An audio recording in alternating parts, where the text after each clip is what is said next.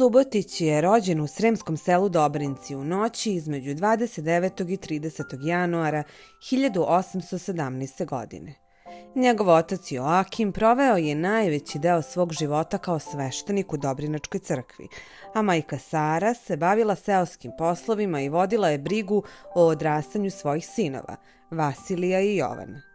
Vasilije Subotić je bio 10 godina stariji od Jovana Subotića. Na nagovor roditelja završio je gimnaziju i bogosloviju u Sremskim Karlovcima. Najviše vremena proveo je kao sveštenik u Zemunu. Pored brata Vasilija, Jovan je imao i brata Gavrila i sestru Olimpiju, ali o njima nema puno podataka. Pretpostavlja se da su umrli mladi. Nakon završene osnovne škole u rodnim Dobrincima, Jovan Subotić je upisao Karlovačku gimnaziju, a nakon završene Karlovačke gimnazije upisuje licej u Segedinu i studije prava i filozofije u Pešti, koje će završiti uspešno i doktoriraće i na filozofiji i na pravu. Još tokom gimnazijskih dana Jovan Subotić je počeo da piše poeziju. Sa njenim pisanjem je nastavio tokom studija, ali i nakon završetka. 1834. godine, tokom poslednje godine svog gimnazijskog školovanja, napisao je čak 20 pesama, oda i elegija, među kojima se izdvaja Efrosina Tali, Rastanak, Život poljski, Blaženi život. Već sledeće 1835. godine Subotić je napisao još 20 pesama, od kojih treba spomenuti Elegiju na Kosovu, Nadeždu i Proleće. Isti broj pesama je napisao i 1836. dok je u toku 37. i 8. napisao 21 pesmu. Deo svojih pesama objavio je u izdanju Matice Srpske 1837. godine pod nazivom Lira. Jovan Subotić je vrlo rano počeo da piše poeziju, još u gimnaziji, i bio je vrlo plodan pesnik. Pisao je po 20 pesama godišnje. Te pesme će kasnije objaviti Matica Srpska u delu Lira. Te pesme su uglavnom bile lirske pesme sa osnovnim motivom, prirodom, lepotom, životom na selu, kao i ljudima koji su ga okruživali. Da li je to članovi njegove porodice ili neki bitni društveno-politički radnici. I takva poezija Jovana Subotića je bila sve do 1848. godine. Godine je 1848. Evropske države zapale su u društvenu, političku i ekonomsku krizu. Naime, stanovništvo u Evropi suočavalo se sa lošim uslovima života, a kao glavni krivci označeni su apsolutistički režimi u pojedinim evropskim zemljama. Pored toga, niz agrarnih problema prouzrokovanih lošim meteorološkim uslovima doveli su do eskalacije nezadovoljstva, koje je preraslo u nemire zahvativši ceo kontinent. Započeti kao nemiri zbog prvenstveno agrarnog i finansijskog problema, oni su vrlo brzo poprimili političke elemente i prerasli su u revoluciju koja je označila kraj starih apsolutističkih režima i ostatka feudalnog sistema koji su još uvek bili prisutni u Evropi. Revolucija je na samom početku izbila u italijanskim državama, da bi se posle kratkog vremena prenela i na Francusku. Velikom brzinom revolucija je zahvatila nemačke države, a odatle se prenela na Habsburšku monarhiju, zahvativši njen austrijski i mađarski deo. S obzirom na to da je na prostoru Habsburške monarhije živeo veliki broj pripadnika manjinskih naroda, koji su početkom 19. veka u manjoj ili većoj meri napredovali na nacionalnom, političkom i kulturnom planu, oni su u revoluciji videli svoju šansu za ostvarivanje nacionalnih i građanskih prava.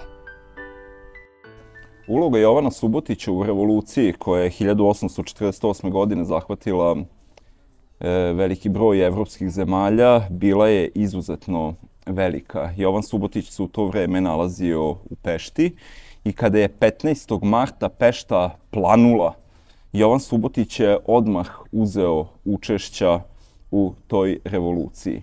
Naime, on je tada kao pripadnik srpske intelektualne elite prisustvovao jednom skupu gde su se upravo okupili srpski intelektualci i gde su kreirali srpski nacionalni program u 17 tačaka. Taj srpski nacionalni program obuhvatao je sve one ideje koje su Srbi na svojim crkveno-narodnim saborima decenijama unazad ponavljali. Dakle, to su ideje o priznavanja Srba kao posebne narodnosti na tlu Ugarske, sloboda veroispovesti i tako dalje i tako dalje. 2 meseca kasnije Jovan Subotić je bio učesnik Majske skupštine koja je na neki način simbol svih srpskih ideja koje su se javile na tlu Habsburške monarhije.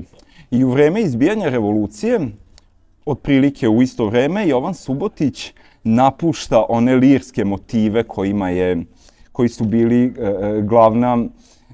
glavna ideja njegovih pesama. On sad počinje da piše jedne revolucionarne pesme koje odišu patriotizmom, rodoljubljem.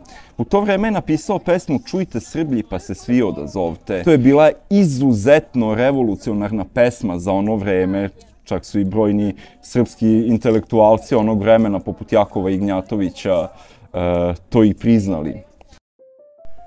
Kad s prestola Luj Filipe spade, zar se održat mađarština može, vlada se skruši koja čast ne dade, smel ostati koja dere kože. Rod pogažen, krv prosuta i oskrnjen prag, viču da se zmije ljuta, da se satre vrag. Na oružje braćo pa na vraga, svitek složno pa mu nema traga. Ej da lepe jedne domovine, raj sam zemlja, narod sokolovi, diži zemljo hrabre tvoje sine, da ti spadnu ti ropski okovi.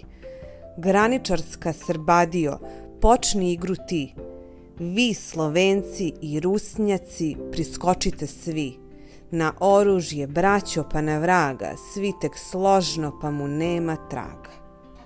Pored toga, napisao je i pesmu Prvi maj, to je napisao u vreme održavanja Majske skupštine u Sremskim Karlovcima, koji su tada bili centar srpskog naroda na tlu Habsburške monarhije. Kako kažu brojni autori, savremenici iz tog vremena, u Sremskim Karlovcima je sve bilo u simbolima srpstva. Zastave su visile na srpskim zgradama, po kafanama su se pevale srpske pesme i svi najugledniji i najviđeniji Srbi tog vremena našli su se u Sremskim Karlovcima.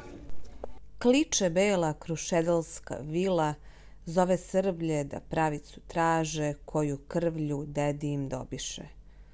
To začula braća Novosadska, pa potrča malo i veliko, skupiše se kod velike crkve, pa crkvene knjige iznesoše, gde se Jovan Janošem naziva, a Stefana Pištom zapisuju. Na Majskoj skupštini 1848. godine ponovo se javila ideja kod srpskog naroda o uspostavljanju posebne teritorije na tlu Habsburške monarhije.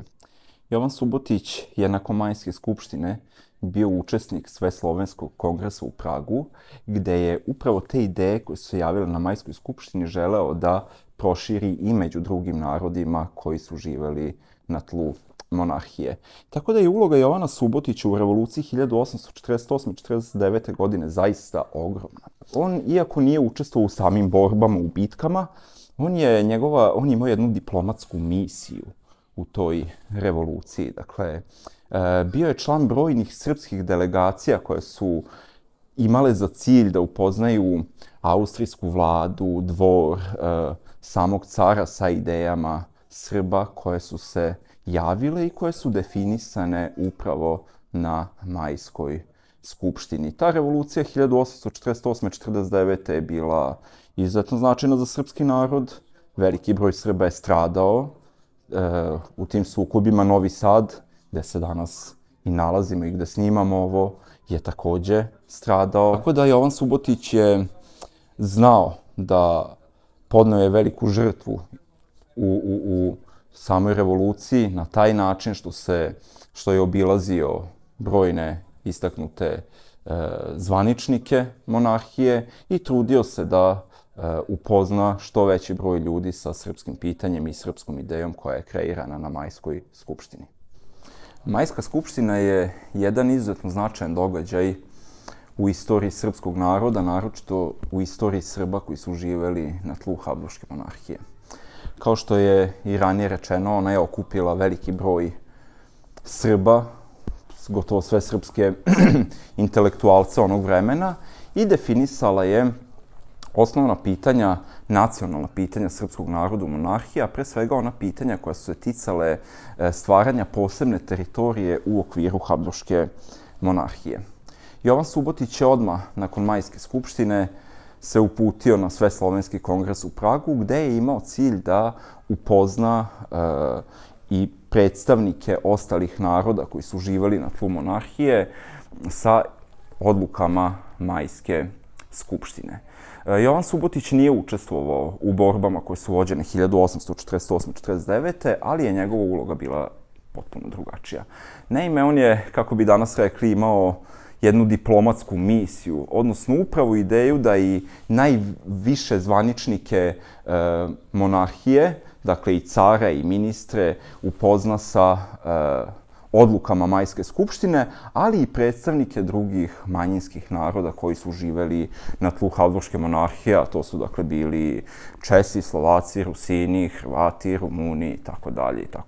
Novi Sad je takođe u revolucionarnim dešavanjima 1848-49. stradao, veliki broj Srba je stradao u sukobima, ali, kažem, Jovan Subotić u njima, u tim borbama nije učestvovao, već je njegova misija bila isključivo diplomatska i tu je bio izuzetno aktivan na tom polju.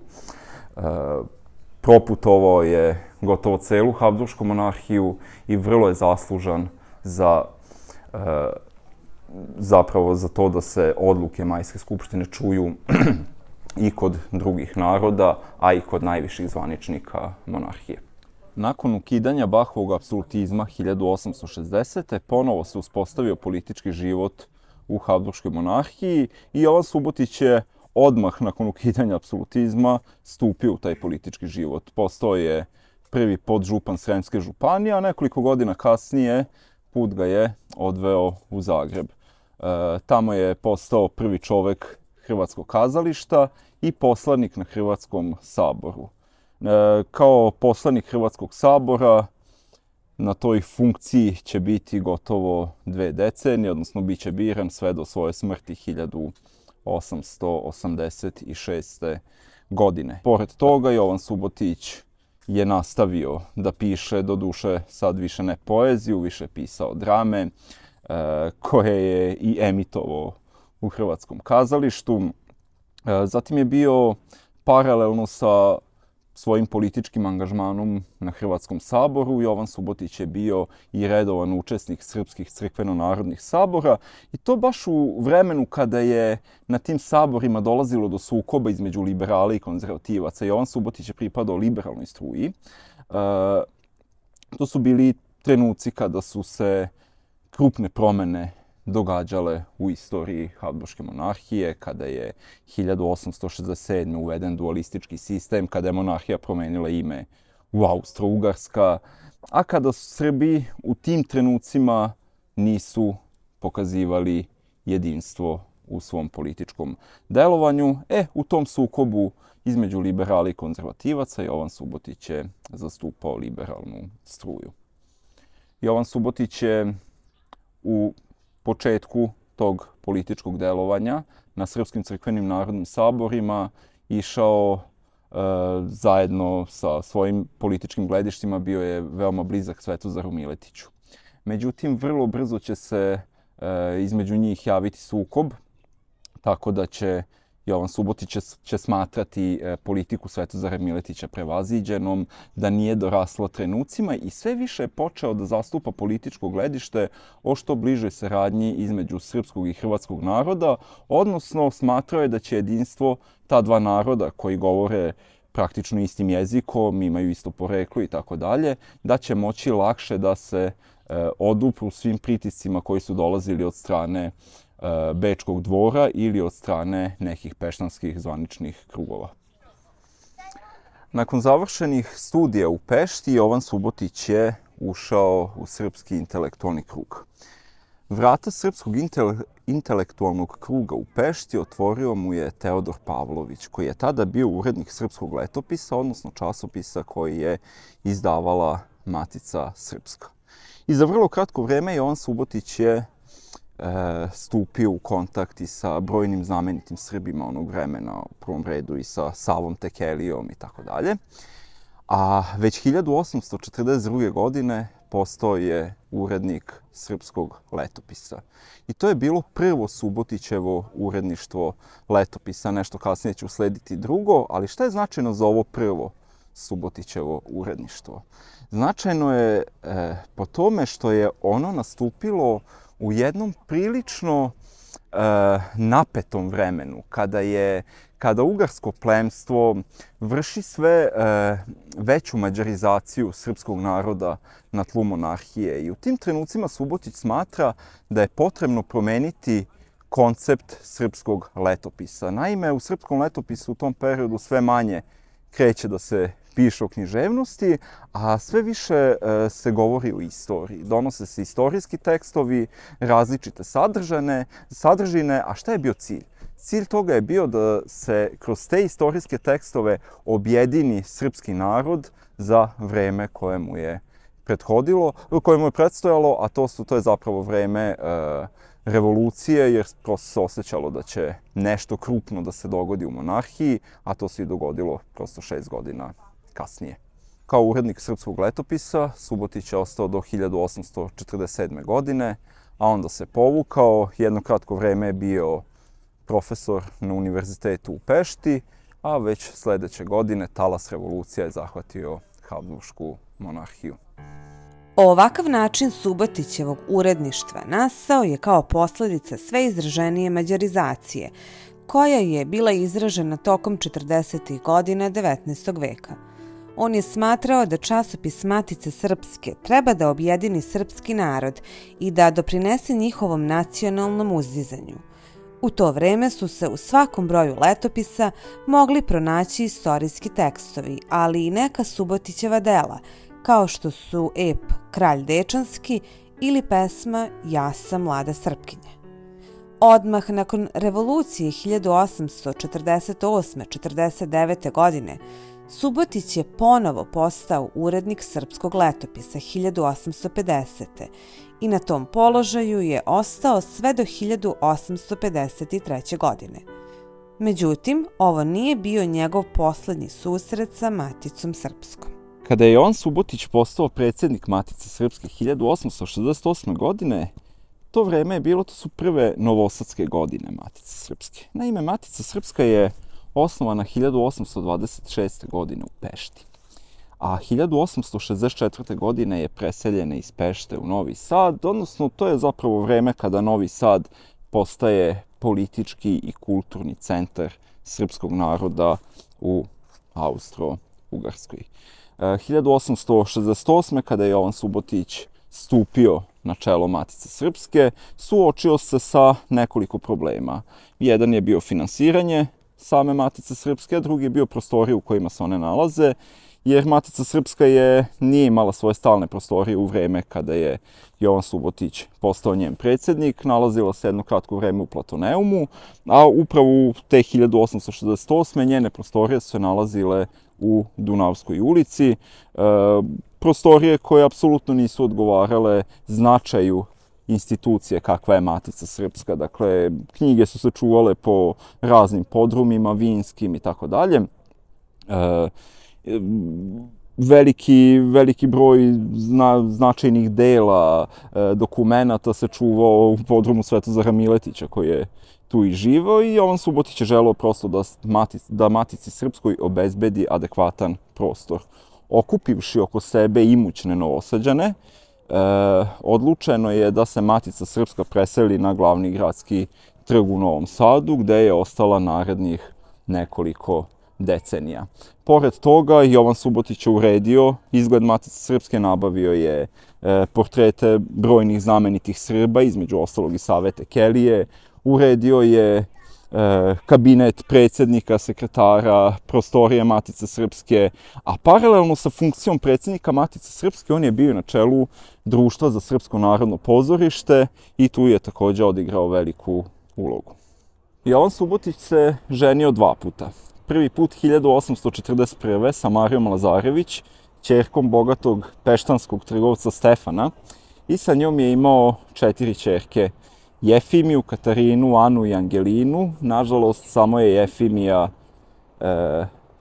preživela to detinjstvo i doživela je duboku starost, a dok su ostale 3 ćerke Jovana Subotića umrle vrlo mlade. Drugi put se Jovan Subotić oženio 1851. Savkom Subotić, rođenom sestrom Mihajla Polita Desančića, istaknutog srpskog političara.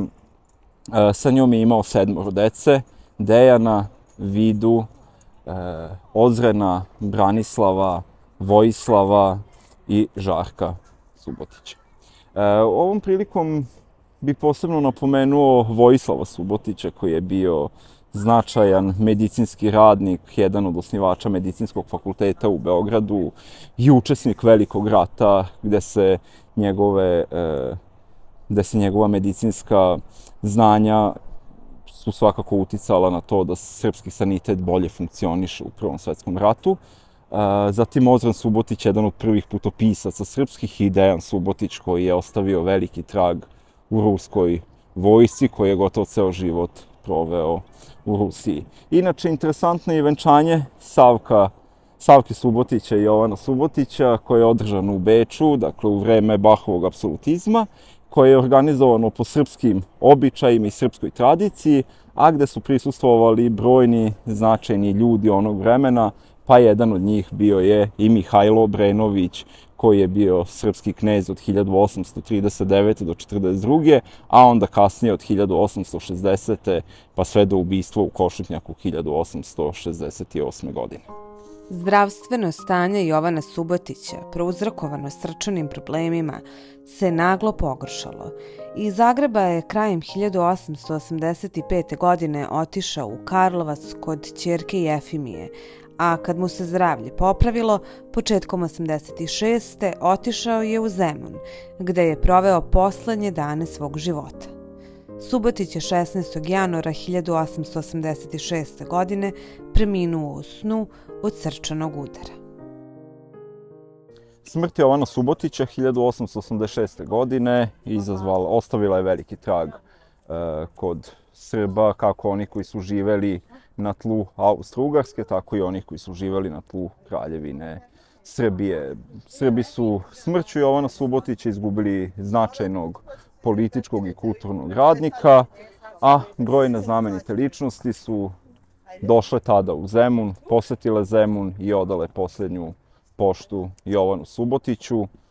Zemun se, kako su tada neki savremenici naveli, Zemun je sav bio obojen u crno, a, kažem, neki značajni ljudi su posetili i ispratili Jovana Subotića na svoj posljednji put.